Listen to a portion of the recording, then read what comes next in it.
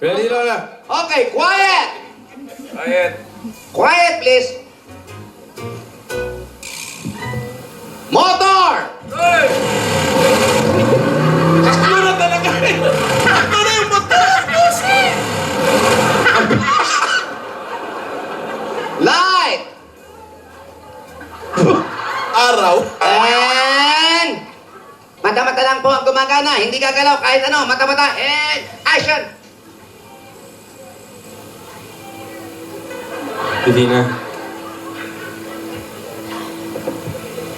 pasensya ka na, hindi ako makaka-uwi agad.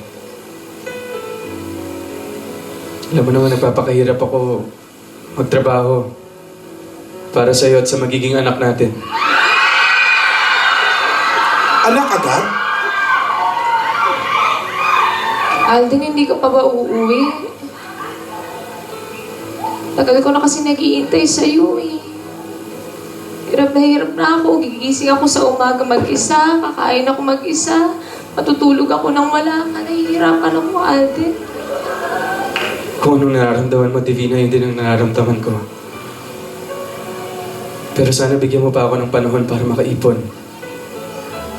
Divina, kung alam mo lang, ilang pagkain ang tiniis kong hindi kainin para lang makapagpadala ng pera. Sabi ko sa anak. Kaya sana, naintindihan mo ako. Alden, ang hirap intindihin eh. Hindi ko alam kung ano bang mas importante sa'yo. Yung trabaho ba? Ako ba? Ano ba? Paintindi mo naman sa akin kasi nahihirapan din ako mag-isa dito. Divina, kahit magkalayo tayo, isa lang naman ang sinisigaw ng puso ko. At alam mo kung sino yun. Darna! Okay! Clapper last! Clapper last! Clapper last! Maganda. Maganda. Fairness, Kaya Lola, lang in kulang pa fairness. ng pangungusap. Yung mata, kailangan nangungusap ang mga mata. Dapat ba? Ganito ba, Lola? Kasi nakadilat lang. Dapat yung mata nangungusap, nagsasalita siya kahit wala siyang bibig. Parang ganito ba, Tinidora? Ayan, patingin ng hepa.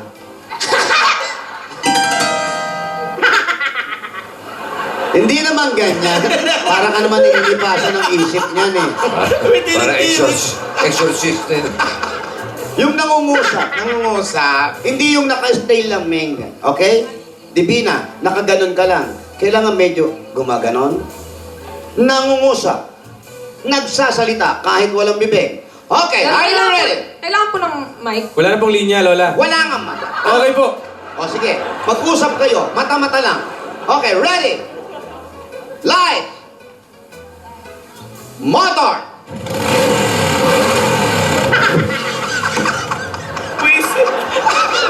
Sound! Rolling! Mata-mata lang, nag-uusap. Action!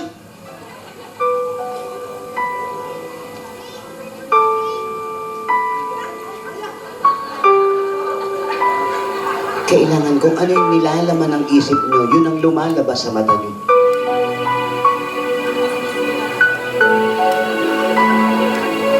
Nagsalita si Alden na mata lang. Sumagot si Divina ng mata lang. Pero ayaw makinig ni Alden. Ano? Ayaw makinig ni Alden. Nagtitigas-tigasan si Alden. Mata lang.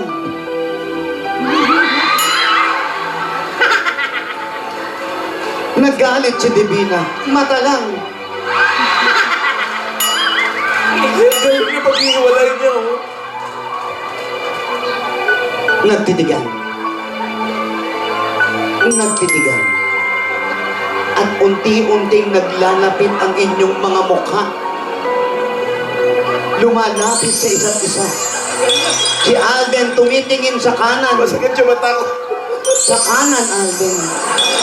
Si Divina, sa kanan din. Yung itim lang ang tumitingin. Dad! Ang dahan-dahan, magdadampi ang inyong mga labi. Akala ko mata lang! Opo, kasama si Labi eh. Dahan-dahan. Hey, Kapilas! Okay, Kapilas. Magaling! Magaling, magaling! Ang galing mo, Tinidora. Wala nang bibitin na eh. Magaling ka, Alden. Madali kayo matuto. Pero, kukuha ko na magaling na magtuturo sa inyo para sa live workshop ninyo bukas. Live na magtuturo. Sino yun? Direct Soxy? Malalaman natin kay Gingging. Ano, King? Apo. Gulat ako. Sino? Opo. Yan na nga po. Ipinakita ni Alden at saka ni Divina kung gaano kagaling sila at mga natutunan nila sa workshop ng mga nakalaang araw. Tapos si Lola, binibigyang halaga, ginugunitan niya ang Earth Day. Pero itong si Rogelia, walang ginawa kundi magpa-sexy ng magpa-sexy. Pati sa akin, sumasama pa. Pero mga kaibigan, bukas malalaman po natin ano kaya yung live workshop na sinasabi ni ate, ni Alden at ni Divina. Abangan po natin lahat yan dito po sa Kalye Serie. Samahan niyo kami bukas. Napakaganda ng live acting workshop na gagawin ni Lola. Ano kaya ito? Lahat po ito dito lang po sa Kalye Tibot. Ito po si Ate Gingging. Paalam! Maraming salamat, Gingging. At maraming salamat din sa mga dabargas natin dyan sa Barangay La Paz, Makati City.